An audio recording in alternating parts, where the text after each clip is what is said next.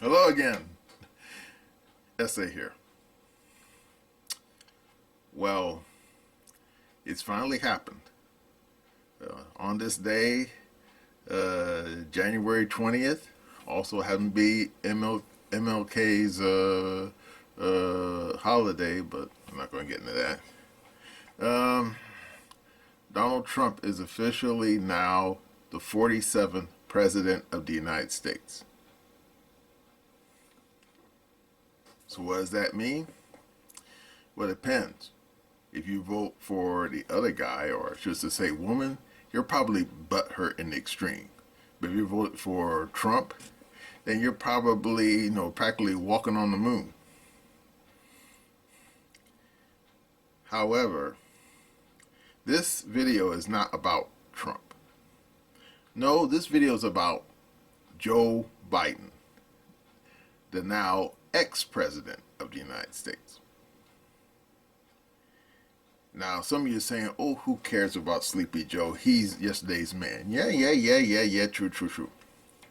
But doesn't mean that he isn't still affecting events. Now, I'm going to show you a snippet of a video that old Timmy Pool made, who happens to be in D.C. right now. Why? I don't know. I guess he wants to try out his brand new duty-free long johns to see if they work out in 40-degree weather. Okay, are you ready? Here we go. Today is the day, my friends. We finally made it. Donald Trump today will be the president. In only a matter of a few hours, for those that are watching as we put this up, Donald Trump will be inaugurated. He's expected to take over 200 executive actions. Some of them sound pretty good. On the border security especially. He's going to be revoking the security clearances we hear of the 51 intelligence officials or agents or whatever that lied about the Hunter Biden laptop. And we expect to see a lot. There's an executive order apparently on male and female and what it means to the federal government. So should be interesting. But of course, it would not be a tumultuous political period without some, I don't know, let's just say corruption coming from the Biden administration. With a breaking story, Biden issues last-minute pardons for Fauci, Mark Milley, and the January 6th committee. We knew it was coming. It is now here. Fauci is being pardoned. Oh boy, I love this one, my friends. Because if you want to make the argument that Trump was going to retaliate politically, certainly Fauci and Milley would not be on that list. This is the game Democrats have long played. They said if Donald Trump gets elected or reelected, he is going to start jailing his political opponents. Okay. So the J6 committee is part of that, right? You got Liz Cheney, and they're saying any officer or anybody who testified and the committee itself, they're all preemptively pardoned, saith Joe Biden. Fine. If you want to make the argument that Trump was going to retaliate politically, I suppose that lines up with your argument. The only problem is Anthony Fauci does not. Anthony Fauci was Trump's COVID advisor. So let's clarify things for you, right? During Trump's administration, at the peak of COVID, Dr. Fauci was Trump's choice. That's right. Donald Trump would go on TV and he would say, Fauci, come here, come and speak to America. Trump had no public beef as far as we knew. In fact, as people were very critical of Fauci, mocking him, calling him out, Trump wasn't. So why would Trump retaliate against his own COVID advisor that he repeatedly propped up and brought on TV? Doesn't quite make sense. Unless, of course, the reality is Dr. Fauci committed some crimes that are outside of this argument of political retaliation. That is, perhaps Fauci was funding gain-of-function research illicitly in China, which resulted in the COVID pandemic. Or perhaps Dr. Fauci lied under oath to Congress, as it has been alleged in the corporate press even. Rand Paul's issued a statement. Joe Biden's issued this verbose statement about the trying times and the public servants we must trust. Talk about an absurdity. Well, my friends, let's read this news. But on this amazing inauguration day, we are coming to you from D.C. We are hanging out with CPI, the Heritage Foundation, and we're going to be doing Timcast IRL live here in D.C. And we're in this really great room. You can't really see anything behind me. There's like a picture. There's a bunch of pictures of presidents and other amazing things. And so we're going to have a great show tonight. I believe a Democrat will be joining us. We'll see. We'll see. We wanted to get their perspective on this tremendous occasion. Interestingly, for those that have been following this too, the inauguration was moved indoors. So while a bunch of our friends, even some of our staff, were all invited to the inauguration, those tickets were effectively voided. They said they were going to bring Trump's inauguration indoors because of the cold weather. It's not as cold as we thought it was going to be. And then rumors started to circulate about a threat to Trump's security. And so with these trying times, I think it's fair to say that the real reason they're bringing this indoors is they fear the safety not just of Trump, but of the attendees. Now, you got a lot of people on the left, they're saying that Trump's really doing it because his crowd size would be too small, which seems to make no sense considering Trump won the popular vote. So I'm sorry, I don't buy it. But we're here in D.C. It's going to be amazing. Mobile setup and everything else, and a bunch of different people coming in and out. Seeing a lot of friends, a lot of parties. Went to a bunch of parties, saw a lot of great people, and conversations were had. I'll put it that way. So it's going to be an interesting next few years, and hopefully today goes off without a hitch. So my friends, smash that like button, share the show with everyone you know. Become a member at timcast.com to support our work and join the Discord community. There's a whole library of content, morning shows, pre-shows for IRL, an after show for IRL, and an uncensored members-only show where you get to call in. Also, check out castbrew.com, but let's read the story from the Daily Wire. Biden issues last-minute pardons for Fauci, Mark Milley, and the January 6th committee. The pardons come as Biden leaves office.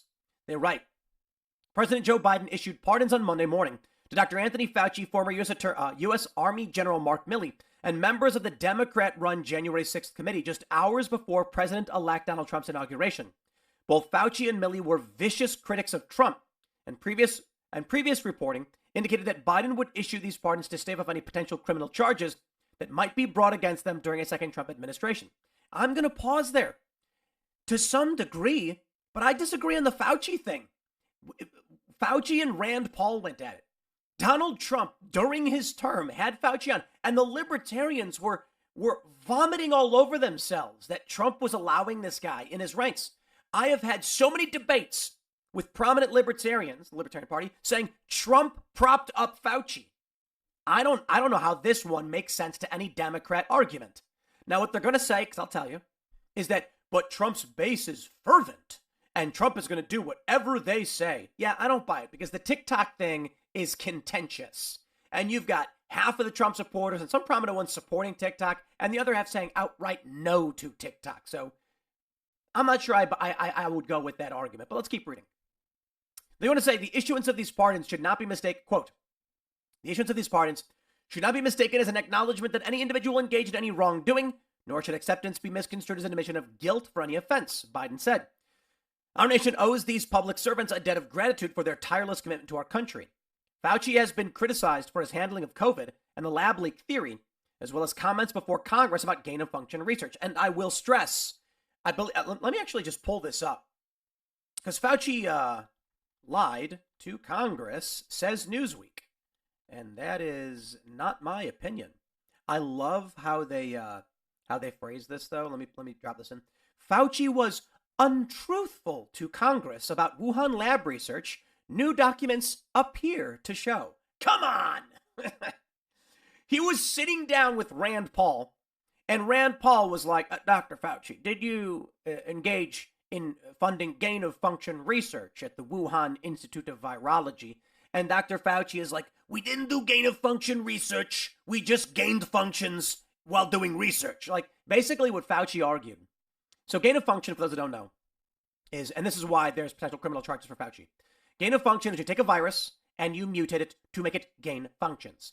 So it's not as crazy as it sounds, like sci-fi, like injecting and making viruses. What they do is they'll infect an animal with a virus. They'll put a bunch of animals in the same space. Then once one of the animals displays some kind of symptom, they will take that animal, move it to a new population so that particular strain reproduces through all these other animals. Then they'll wait for another function to appear in a symptom, and they'll keep doing it until they get this wacky viral strain. Now, Fauci, accused of doing it, had a document outright saying that they engaged in gain of function. And Fauci, the argument that the analogy that I often use is that imagine Fauci was asked if there was a door to the front of his house. He says, there is no door on the front of my house. There is just a 3-foot by 6-foot hole with a piece of wood where there is a knob you can turn to open it. It's like, Dr. Fauci, are you just describing a door and saying it's not a door? Because that's literally what he did. And then he lied. This is it. He lied to Congress, according to Newsweek. Don't take my word for it. So this is why they're pardoning him. It's not political retaliation. That's a lie. So I'll just jump over to the actual statement we have from Joe Biden, who said, our nation relies on dedicated, selfless public servants every day. They are the lifeblood of our democracy. Yet alarmingly, public servants have been subjected to ongoing threats and intimidation for faithfully discharging their duties. In certain cases, some have even been threatened with criminal prosecutions, including General Mark A. Milley, Dr. Anthony S. Fauci, and the members and staff of the Select Committee to investigate the January 6th attack on the U.S. Capitol. These public servants have served our nation with honor and distinction and do not deserve to be the targets of unjustified and politically motivated prosecutions. General Milley served our nation for more than 40 years, serving in multiple command and leadership posts and deploying to some of the most dangerous parts of the world to protect and defend democracy. As chairman of the Joint Chiefs of Staff, he guided our armed forces through complex global security threats and strengthened our existing alliances while forging new ones. For more than half a century, Dr. Fauci served our country. He saved countless lives by managing the government's response to pressing health crises, including HIV/AIDS. I'd like you all to ask the gay community how they feel about Dr. Fauci, because they don't feel good. As well as the Ebola and Zika viruses, during his tenure as my chief medical advisor, he helped the country tackle a once-in-a-century pandemic. The U.S. is safer and healthier because of him. On January 6, 2021, American democracy was tested when a mob of insurrectionists attacked the Capitol in an attempt to overturn a fair and free election by force and violence. In light of the significance of that day, Congress established a bipartisan select committee to investigate the January 6th attack on the U.S. Capitol. Blah, blah, blah. It's fake. It wasn't bipartisan in the least bit. They call it that, but come on, nobody believes Kinzinger and Cheney are Republicans. In fact, I think they were both removed from the party. The select committee fulfilled this mission with integrity and a commitment to discovering the truth rather than accept accountability. Those who perpetrated the January 6th attack have taken every opportunity to undermine and intimidate those who participated in the select committee in an attempt to rewrite history, erase the stain of January 6th for partisan gain, and seek revenge, including by threatening criminal prosecutions. I believe in the rule of law, and I am optimistic that the strength of our legal institutions will ultimately prevail over politics. But these are exceptional circumstances, and I cannot in good conscience do nothing. Baseless and politically motivated investigations wreak havoc on the lives, safety, and financial security of targeted individuals. Targeted individuals and their families. Even when individuals have done nothing wrong, and in fact have done the right thing and will ultimately be exonerated. The mere fact of being investigated or prosecuted can irreparably damage reputations and finances. Perhaps the Democrats should look in the mirror then, when they went after Trump's lawyers, when they went after Republican politicians, and Trump himself, with investigations. And they kept saying, but if he did nothing wrong, then what is he worried about? Yeah. He goes, Okay, you saw that. Now, of course, some of you are saying, oh, well, old Sleepy Joe, he's just covering his tracks. And I'm thinking, okay, I'll agree with that. But then again, of course, you probably have to say, so he's been handing out pardons like a pervert would hand out lollipops at the local schoolyard. Yeah, I don't disagree. But then you have to ask the why. Now, of course, if you saw in Tim Fool's video, Biden on his way out the exit claimed that these pardons are not an admission of guilt. And I'm thinking, oh, really? Are you sure about that? Because back in the 20th century, when I was a wee little pup, I actually witnessed the resignation of Richard Milhous. And you said, what? Yeah. I mean, I was a little kid, but I remember seeing him on the TV, basically saying that he's resigning the presidency at noon tomorrow. I remember that. and I was kind of surprised. I said, "What? He's walking away from the presidency?" And I was kind of surprised that who does that? And then, sure enough, I actually watched it on the news the next day. You know, Nixon with his wife, and of course Ford, who was now the president, and Betty Ford escorting Nixon to the Marine One, and Nixon doing that the Nixon wave before he got the helicopter and took him away. And then Ford said, "Our great national nightmare is over." Yeah, I remember witnessing all that. Indeed, when I was a wee little kid, right around the time that happened, I remember writing on my parents' yellow pages. And you say yellow pages? Yeah. It used to be, we used to call it a phone book. I don't think they exist anymore. But yeah, back in those days, they had a phone book. It was basically just a book for phone numbers. But yeah, like I said, they don't exist anymore. But anyway, I remember taking it in crayon, no less. And I remember writing it on the phone book, Nixon gone in 1974. I remember writing that. Why did I do that? I don't know. I was a little kid back then. I used to do stupid things like that all the time, but let's not get in the weeds. And I remember a few years down the road, I remember hearing about all the skullduggery that was happening in the Nixon White House.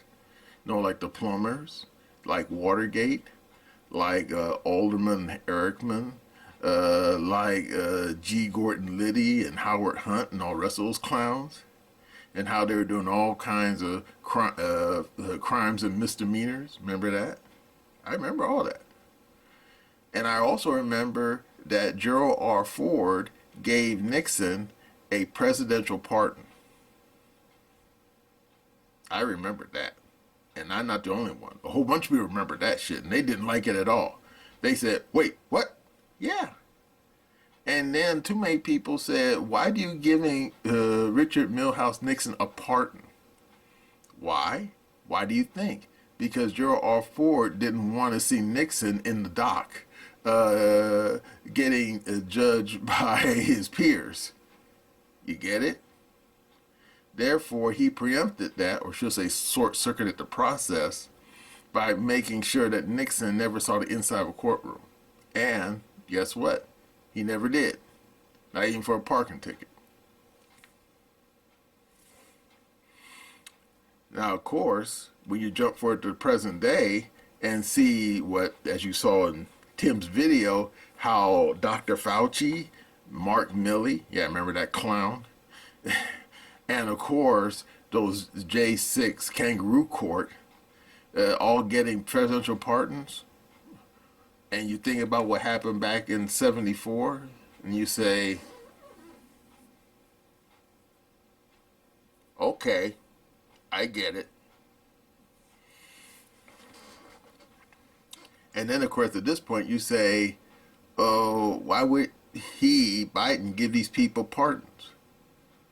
Well, in the case of Milley, I think he probably gave him a pardon because, well, Milley basically did something you're not supposed to do, which is talk to an enemy nation and give away what your nation is doing when it comes to national security stuff. And you say, what, he was a spy? No, no, no, no, no, no, no, no, no, no, no, no, no. Because I think you remember after Trump left office the first time, Milley admitted he reached out to the Chinese military, and Milley, remember, he's saying this, not me, said that if Trump, no, this was like before when Trump was still in office, was planning to start a war with them, he would reach out to them and warn them. And I'm thinking, are you fucking nuts? I mean, seriously, have you lost your shit? I mean, where you get off doing something like that? Or even insinuating that you're going to do something like that? I mean, what he's basically saying would be the equivalent of Eisenhower calling up Rommel across the channel in occupied France and telling him when D-Day invasion is about to start. Yeah, you get it now? I mean, that's like fucking treason, dude. I mean, seriously.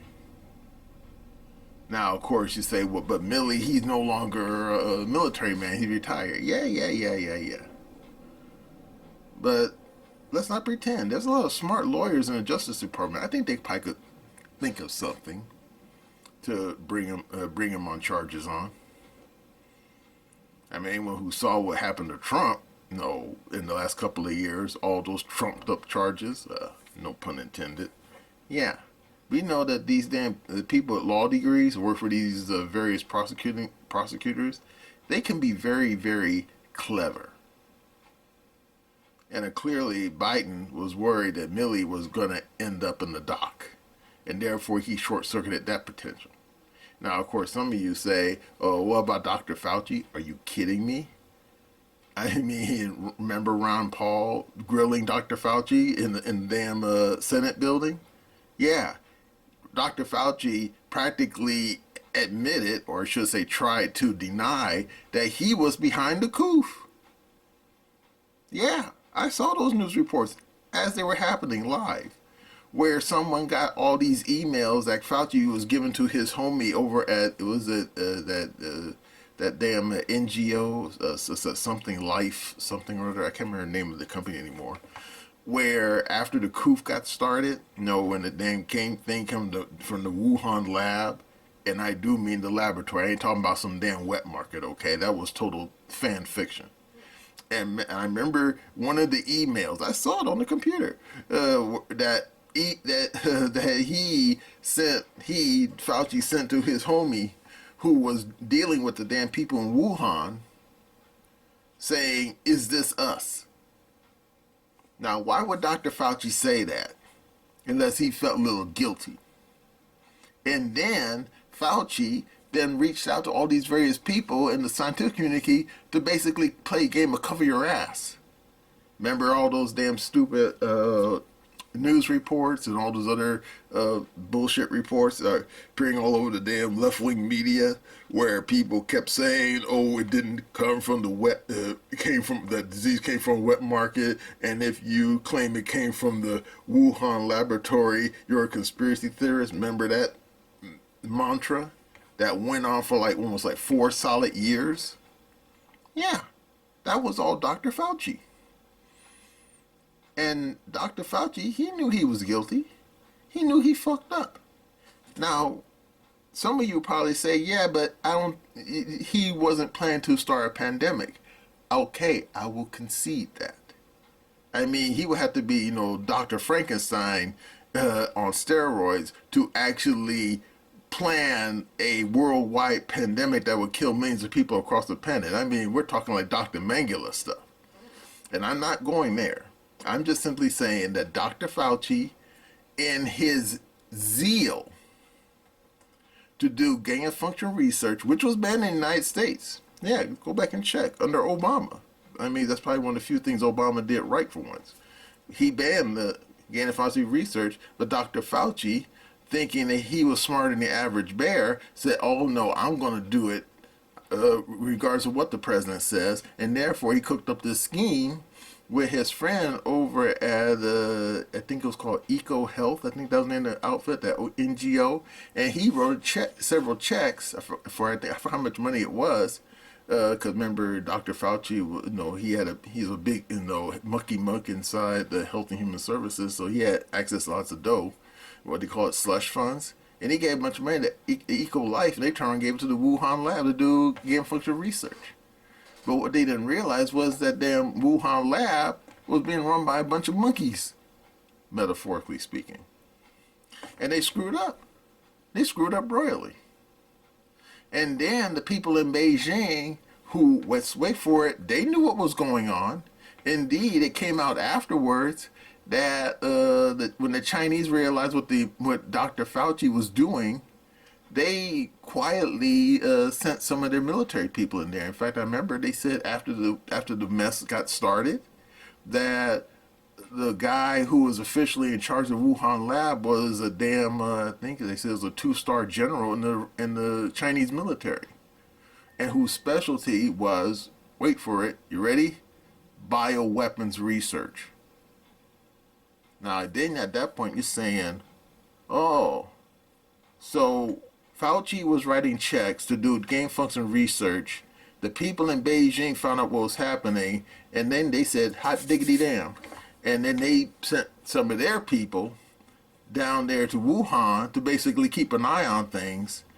And any research that was completed, the damn people in Beijing probably was, I guess that's what the plan was going to be. They're going to keep the research and then, use whatever goulash that these scientists were cooking up and put it in a warhead and drop it on the United States maybe in the future.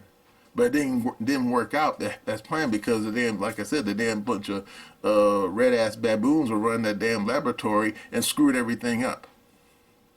And of course, that goes back to old Sleepy Joe giving Fauci get out of jail free card. And I'm thinking, okay, I get it. And then you say, well, what about the people who ran that kangaroo court? Are you kidding? It came out just a month or two ago that old Liz Cheney, yeah, Dark Cardiac's daughter, yeah, she, according to multiple sources, was quietly reaching out to these people who were allegedly testifying at that kangaroo court about all the dreaded crimes of the dreaded Orange Man. Except apparently, according to Senate rules or congressional rules, you're not supposed to do that. You're not supposed to be coaching people who are supposed to be testifying. It's not allowed. You're breaking the rules of Congress when people are testifying. And what's the penalty for that? Honestly, I don't know. But apparently, someone must have told old Sleepy Joe, hey, you gotta give Liz Cheney, and don't forget Kinzinger, Mr. Crying Kinzinger. Yeah, a butterfly just died in Indonesia, and there's Kinzinger with the waterworks going. Yeah, that clown. He said, you gotta write out a pardon for these two clowns. And I'm thinking, why? And for all we know, Sleepy Joe probably didn't even know he was signing. See what I mean? So yeah, these people write out a damn piece of paper, get out of jail free card for old Liz and Kinzinger to cover their asses. Even though I have to admit, I don't think Kinzinger actually broke any laws, except maybe the laws of manhood, which is you don't cry on camera. Okay, it makes you look like you're lily livered. Makes you look like you're one of those kind of people who have, every time you wake up in the morning, you have to check your boxers to see if you still got a pair down there. Yeah. In other words, it's a shameful display. Don't cry on camera, okay? I don't care if your dog died. Don't do it. It makes you look weak. But anyway. So, what do we do?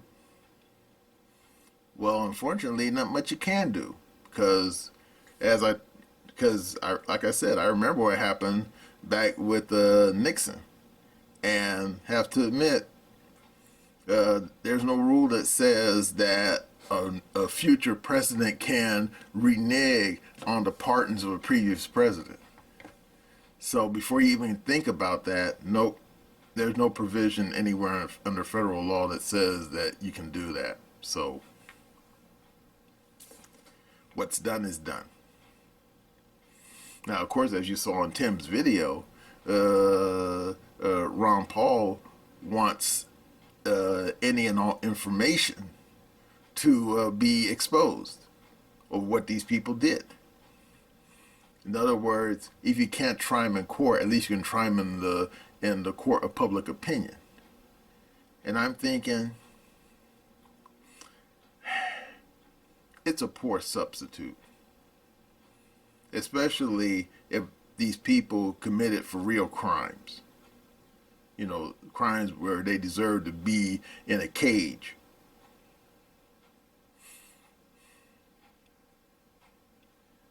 Yep. This whole damn thing just sucks to high heaven. But hey, the presidential pardon, it is what it is. Once you get one of those gal jail free cards, You can't take it back.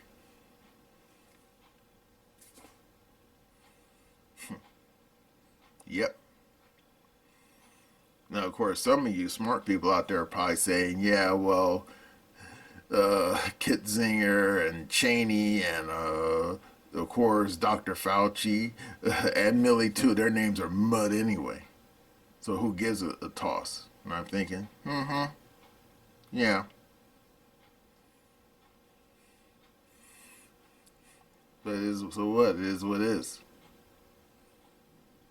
Well, that's all I gotta say about old Sleepy Joe handing out these damn pardons like speeding tickets at the damn Indianapolis. That's my opinion.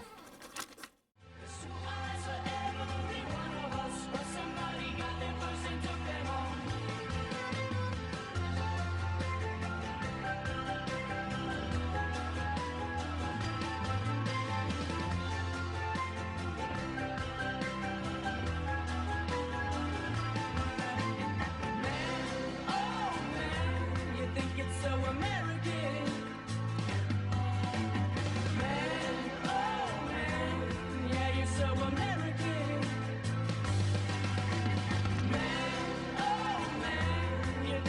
American.